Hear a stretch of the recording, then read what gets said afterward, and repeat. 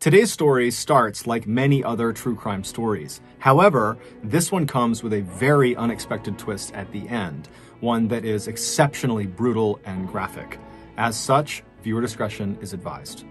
But before we get into today's story, if you're a fan of the strange, dark, and mysterious delivered in story format, then you've come to the right podcast because that's all we do, and we upload twice a week, once on Monday and once on Thursday. So if that's of interest to you, please deliver a box of Girl Scout cookies to the 5-star review button, but before you hand them over, eat them all and replace them with stale saltines. Also, please subscribe to the MrBallen podcast wherever you listen to podcasts so you don't miss any of our weekly uploads. Okay, let's get into today's story.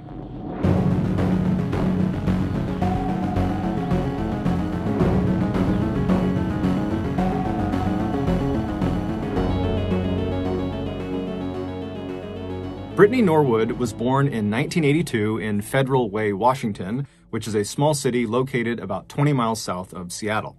Growing up, Brittany's family never had much money. Her father, who was the primary breadwinner, ran a small upholstery shop in town, and while he worked tirelessly, he barely earned enough money to make ends meet. And considering how large Brittany's family was, she was one of 9 siblings, the lack of financial resources at times made life very challenging. However, Brittany's parents were not complainers, and they instilled in all of their children the importance of hard work regardless of circumstance. And clearly that message resonated with their children because by the time Brittany was a teenager, her older siblings had already gone on to become doctors, engineers, and management consultants. As for Brittany, she was just as ambitious as her older siblings, but her interests were in athletics. By the time she was in high school, she had become one of the very best soccer players in the entire state of Washington. She was so good, in fact, that by her senior year of high school in 2000, the best college soccer programs in America were actively recruiting her. She would finally settle on attending Stony Brook University in Long Island, New York, because they offered her a fantastic scholarship and they were known for their excellent soccer program.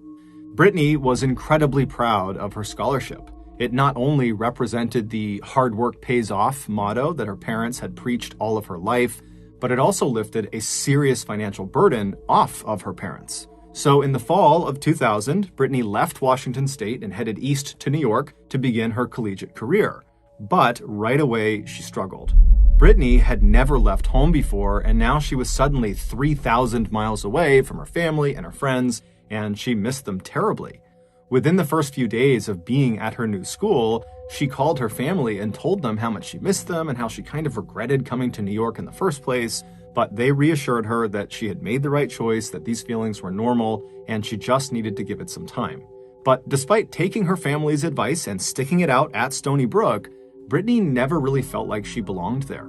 She made friends, she got good grades, and performed well on the soccer team, but with every passing semester, Brittany became less and less connected to the school and the people there and just longed to be home.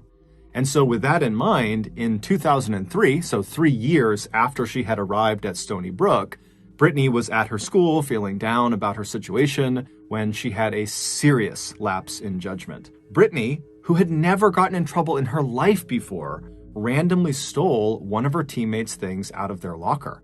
She didn't even know why she did it. It just kind of happened, and then pretty much immediately she got caught. And as soon as she returned what she had taken. She felt horrible and she apologized, but the damage was done. The incident had already been reported to the school, and the school had a very strict code of conduct policy, which theft was in clear violation of.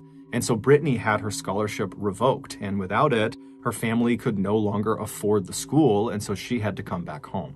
And when she got home, she felt like she had let her entire family down. And so for the next several years, the shadow of this huge mistake loomed over her like a dark cloud. She just kind of kept her head down and took part-time work here and there, but for the most part, while she was home, she was just sad and directionless. But finally, in 2010, so 7 years after coming home from school, when Brittany was now 28 years old, she decided enough was enough. She was going to stop letting this mistake define her life. She was going to go out and find a career and make something of her life, like her other siblings had. And the career move that seemed to make the most sense to her was becoming a personal trainer. Despite not playing soccer anymore, fitness was still a very big part of her life, and she loved the idea of helping other people get fit and stay fit. And so she began looking at where personal trainers were the most in demand, and she found Washington, D.C. was a total hotspot, and it just so happened 2 of her siblings were already living there. And so that year, she packed up her stuff and she headed out to D.C. as well. When she got there, she had a little cash, but not enough to sustain her longer than a month or 2, so she applied for and got a job with a Lululemon shop. Lululemon is a company that sells yoga athletic apparel. The shop was located in Bethesda, which is a very wealthy suburb of Washington, D.C., and right around the corner from the shop was a gym that Brittany immediately fell in love with and decided would be the perfect gym for her to run her personal training practice out of once she got certified. So a very happy and rejuvenated Brittany began work at the Lululemon shop in Bethesda in late 2010, fully expecting to only be there for a few months before she transitioned to her personal training career. At around the same time Brittany began working at the store, another young woman had started working there as well. Her name was Jana Murray, and she was quite similar to Brittany. She was 30, so 2 years older than Brittany, and she had been raised in a close-knit, modest household in Texas where her parents had preached always working hard and doing the right thing, and she really took that to heart. And like Brittany, Jana was also a star high school athlete, except instead of playing soccer, she was a big track and field star. And actually, she set some records in Texas for the discus throw. But after graduating high school, instead of pursuing athletics in college, Jana had pursued business. She enrolled in the business program at George Washington University in Washington, D.C. After she graduated, she worked in the private sector for a few years before deciding it made sense for her to go back to school to earn her master's degree in business. She was accepted to the very prestigious Johns Hopkins Business School, which was located a few miles from the Lululemon shop where Brittany worked. And by 2010, Jana was in her final semester, and all she had left to complete was a final thesis paper. A thesis is a long essay involving personal research. The assignment was to write about the structure of a company of her choosing. And since Jana was a huge fan of Lululemon apparel, she had decided to write about them. And during her research on Lululemon, she discovered that the company was far more than just clothing. They had what seemed to be a really cool company culture. All employees, no matter how junior, were encouraged to pursue whatever goals they had, even if their goals meant leaving Lululemon at some point. It was like the company fundamentally cared more about their people than their product. And Jana loved that. And so as she's writing this paper, on a whim, she decides to go get a job at a Lululemon store. And the nearest location was the one near her school. Jana figured working at the shop would only make it easier to finish her thesis, since it would provide her boots-on-the-ground information. Also, she just wanted to see for herself if this company was as amazing as it seemed to be. And so her plan was just to work at this shop until her thesis was done, at which point she'd earn her master's and more than likely she would quit and move on with her life.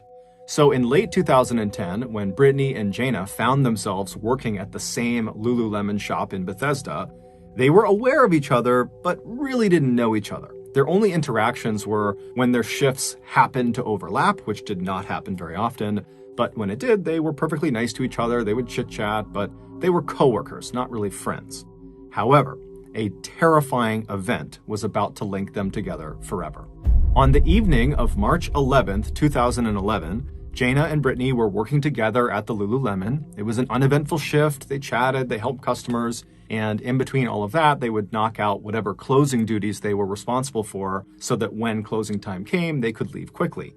And then when it was closing time at 8 p.m., the pair did one last sweep of the store to make sure everything was neat and put away and locked, and then they both grabbed their things and headed out the front door. Once they were outside, Jana turned around and she pulled the keys out of her pocket and she locked the front door. And then Jana hopped in her car and she drove off, and Brittany, she turned and began walking down the sidewalk toward the metro train station. But after only a few minutes of walking, Brittany swung her backpack off of her shoulder right in front of her, and she reached inside to fish around for her wallet because her metro train pass was inside of her wallet. And so she's fishing around her bag, she's still walking towards the train, and she can't find it. And so she comes to a full stop, she unzips her bag completely, and she looks inside, and her wallet is not in there. And as soon as she sees that it's missing, she remembers she left it on the break room table at the Lululemon store. And the only way she could go back and get her wallet was if Jaina came back with the keys and unlocked the front door. And so Brittany just stood there for a minute wondering what she should do. She kind of felt bad about calling Jaina to drive back and open the store for her, but she really needed her wallet for a whole bunch of reasons. And so finally, she picks up her cell phone and she calls Jaina. And when Jaina picks up, Brittany says, I'm really sorry, but I left my wallet in the store. Would you mind coming back and just opening the doors for me? I'll run in and I'll get it. Be super quick. And Jaina, surprisingly, was totally fine with this. She actually laughed and said, I left my laptop in the break room and I was going to get it tomorrow, but this is an excuse to go back and get it now. And so Jaina told Brittany she would be back at the front of the store in just a couple of minutes. And so Brittany thanked her, they hung up the phone, and then Brittany turned and she began running back towards Lululemon. When Brittany arrived at the front of the store, Jaina was already there, and Brittany immediately said, I'm so sorry, thank you so much for coming back. And Jaina said, really, it's no big deal. And then Jaina pulled her key out and she opened the front door of the store and they stepped inside.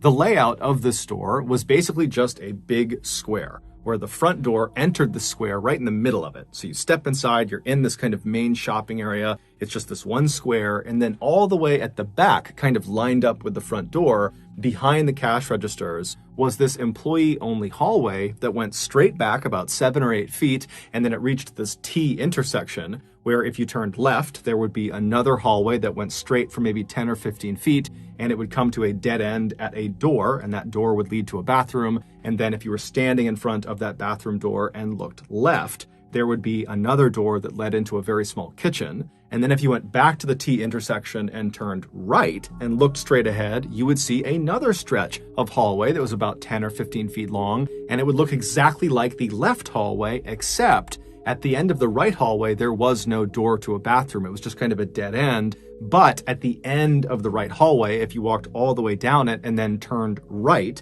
you would see there was a door that led into the break room. So the break room and the kitchen were kind of oriented in the same position at either ends of each hallway.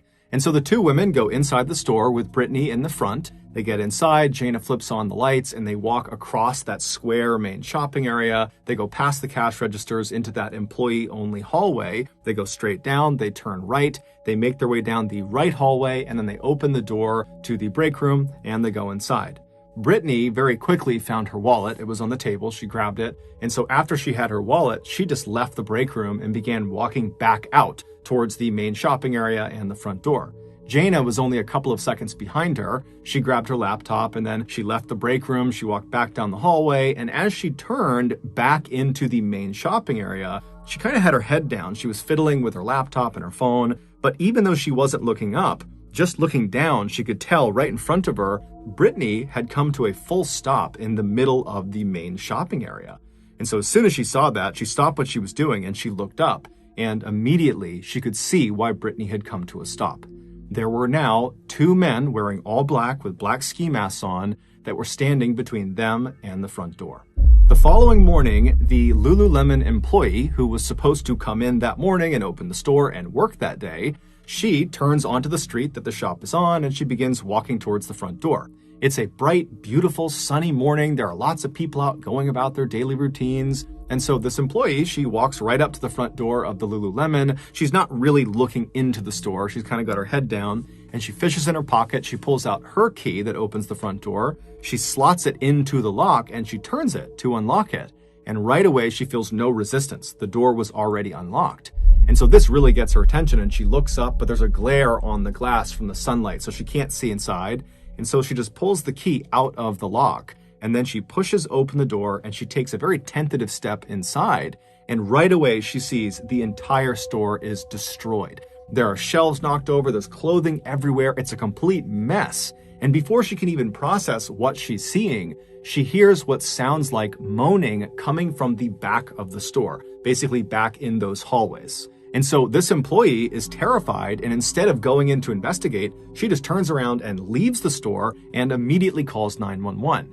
And as she's on the phone with police, this man who just happened to be walking by at this moment, he saw her and saw how visibly upset she was. And so he just stood next to her and waited for her to get off the phone with the police. And then when she was, he asked her, what's going on? And she would explain that the door was unlocked, the store is a complete disaster, and I heard moaning inside, and I'm too scared to go in. And so the man says, hey, I'm going to go in there and take a look around because I'm worried there could be someone who's hurt, who needs our help right now before the police even get here. And so this man walks through the front door of the Lululemon, and right away, as soon as he steps in, he steps on broken glass and he looks up and the store is completely destroyed. Everything's knocked over. And he immediately hears the moaning coming from the back of the store. And so he very carefully starts walking straight ahead through the store, stepping over shelves that have been knocked down and trying hard not to destroy any merchandise that's on the ground. And when he reaches the back of the store, basically the entrance to this employee hallway that goes straight back, he hears the moaning, but he can't really tell which hallway it's coming from. And so he just calls out like, hey, who's back there? Do you need my help? But there was no reaction. And so he begins walking forward and then he stops. He realizes the ground is slick. And so he looks down and he sees there's a very obvious blood trail from where he is standing straight back down this employee hallway. And the blood trail appears to turn right and kind of disappears out of sight down that right hallway. And so the man is terrified. He turns around and he looks towards the front of the store, kind of hoping that maybe the police or the paramedics would get there. But it's just the employee he had spoken to, and she looks terrified. And so the man decides, if there's someone hurt back here, I really need to go see what's wrong. And so very carefully, he begins walking down this initial hallway, following the blood trail. And then he turns right into that right hallway and he looks, and he can't believe what he is seeing. It looks like the entire right stretch of hallway was covered in blood. I mean, the floors, the walls, the ceilings, everything. There is blood everywhere. However, there's no person. It looks like all this blood kind of turns right and goes into the door at the end of the right hallway, the break room. And so this man knows, okay, obviously someone is very badly hurt, and whoever is moaning is almost certainly in that break room. And so he calls out again to see if this person will call back to him, but it's silent. And so he walks down this right hallway that's soaked in blood, and he gets to the end and he turns right and he grabs the handle of the break room door. He turns the handle and he pushes the door open. And at first he couldn't quite open it. There was something blocking the door from opening, but finally he kind of muscles it open enough that he can look inside, and he realizes what was blocking the door. There was a young woman lying face down on the ground, and her legs had been blocking the door. And this woman was Jaina. And this man, who was not medically trained, immediately understood this woman is deceased. The injuries she has sustained are so bad, there is absolutely no way she is alive. And he immediately thought, she also has likely been dead for some time. This does not look like it just happened. And so he's thinking, who's moaning? Where's the moaning coming from? Is there somebody else in this room? And so he pushes and kind of moves her body out of the way and sticks his head into the break room, and he scans around, but there's no one else in there. But as he's looking around, he hears the moaning again, and he realizes it's coming from the other side of the hallway, at the end of the left hallway. And so he shuts the break room door and he walks back up the hallway to the T intersection. And instead of turning and walking into the main shop, he continues down the left hallway.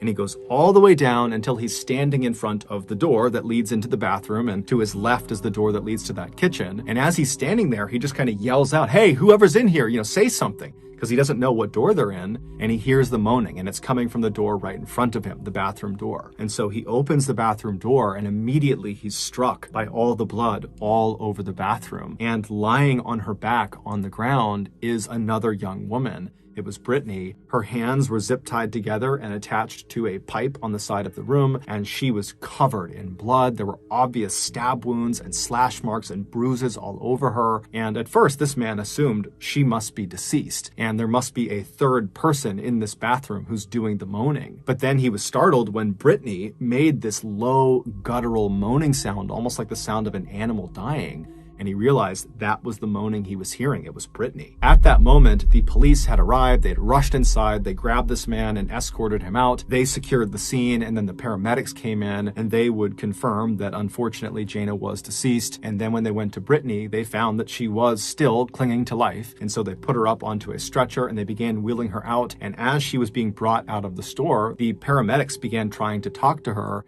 And Brittany, amazingly, was able to say a few words. The police, who are also on the scene, they see this, and they're concerned that, she might pass away from her injuries before they get to talk to her. And so sensing she was able to talk, they kind of rushed over as she's being loaded into the ambulance out front, and they would say, hey, do you remember anything about what happened to you and the other woman who was in there? and Brittany was able to tell them that the night before there had been these two men who were wearing all black. They had ski masks on, so they didn't know what they looked like, and they had robbed the store, and then they had sexually assaulted both of the women.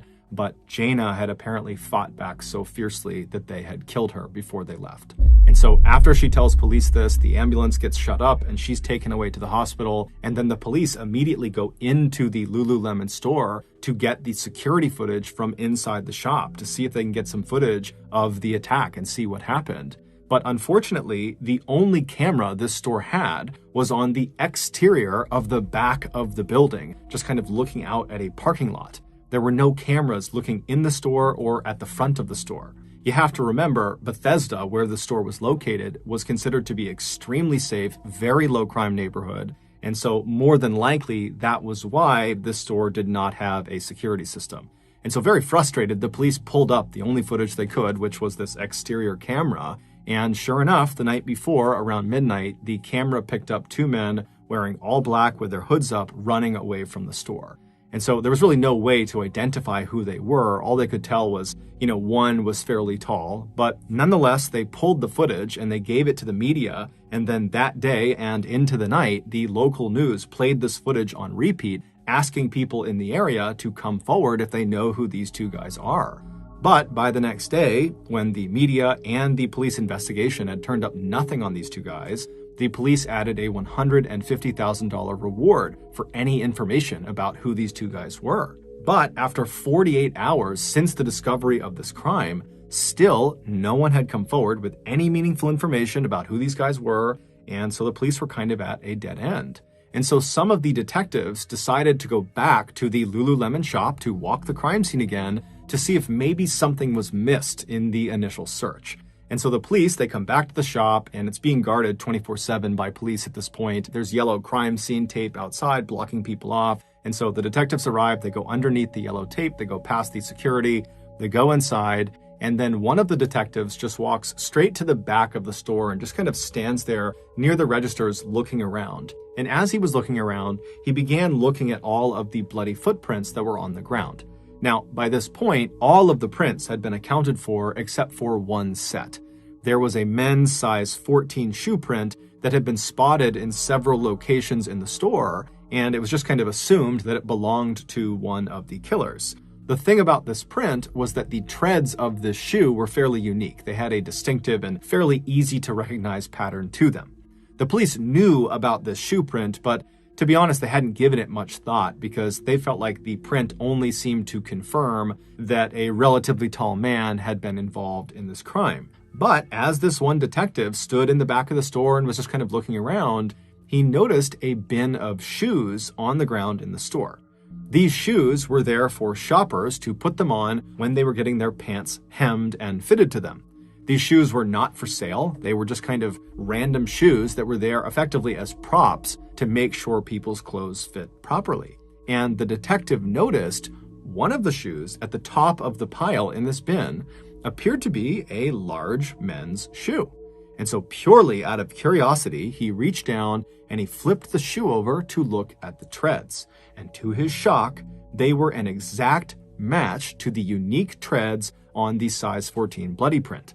But the shoes he was holding were clean. There was no blood on them.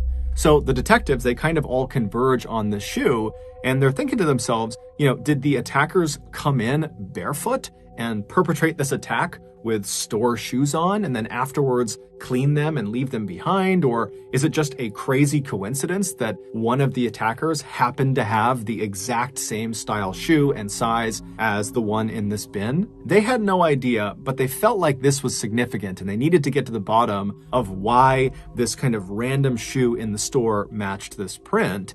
And they thought the only person who might have more information about what the killer's shoes looked like would be Brittany. And so at this point, Brittany was still in very rough shape, but she had stabilized to the point where the police felt comfortable speaking to her. And so they paid her a visit and they asked her if she could remember anything about her attacker's feet. Did they wear shoes? And if so, what color were they? Anything she could remember at this point would be helpful. But Brittany would say, no, I'm sorry, I don't remember their feet at all. But there was something about the way she just very quickly dismissed the shoes that tipped the police off that maybe Brittany could be hiding something. But the police didn't press her because they knew she had just been in this horrific attack, and they also didn't really have a good sense of what her normal behavior looked like. So they just thanked her and they left. They were planning to speak to her again the following day, but she actually got in touch with them first and offered to have a meeting to go over what happened. And from the sound of her voice, it just sounded like she was just eager to help them. And so the police, they sat down with Brittany again, and they began talking about what happened and kind of going over the details. And they asked her again about the shoes. And again, she said she just didn't know. And then at some point in this second discussion they're having, Brittany kind of offhandedly mentioned something that she believes is just a small detail. But that small detail would ultimately be the thing that would lead police to figure out what actually happened on the night Jaina was killed. This is what happened. Back on March 11th, 2011, so the night of the attack, Jaina and Brittany were working in the store. It was a normal shift. Everything was fine. And then at closing time, they did their duties. They walked outside. Jaina locked the front door, and then they said their goodbyes and they went their separate ways. Jaina drove off in her car and Brittany began walking to the metro train station. But Brittany realized she had left her wallet in the break room, and so she called Jaina, and Jaina would tell Brittany that it was no big deal because she had left her laptop in the break room. Back at the front of the store, Jaina double parked her car out on the street, and then she and Brittany headed inside the shop. Brittany would lead the way to the break room at the end of the hallway on the right, and after she got her wallet, Brittany would turn around and leave the break room ahead of Jaina to make her way back out to the main shopping area. And so Jaina was only a few seconds behind Brittany. She was just getting her laptop, and then when she had it, she left the break room, she walked down the hallway, and she turned and began walking into the main shopping area as well. And she had her head down. She was just kind of fiddling with her phone and her laptop. But at some point, she realized, even without looking up, that Brittany had come to a full stop in the middle of the shopping area. So Jaina looks up, and there were not two men wearing all black with black ski masks blocking their way to the front door. In fact, there were no men involved in what happened next at all. The two men that had been seen on the security camera in the back of the building were just two cooks who happened to be hustling by the night of the attack and who happened to be wearing all black. It was just a coincidence. But there was someone standing in the store blocking Jaina from leaving. It was Brittany. Brittany was staring at Jaina, and in her hand was a foot-long square metal rod. It was one of the pieces of metal that normally was anchored into the walls of the store to hold up merchandise. Jaina is so caught off guard by this, she has no idea what the issue is. And so she says to Brittany, hey, calm down, we can talk about this. But Brittany was not trying to talk to Jaina. Brittany was trying to silence Jaina, and she had lied about her wallet to lure Jaina back to the store.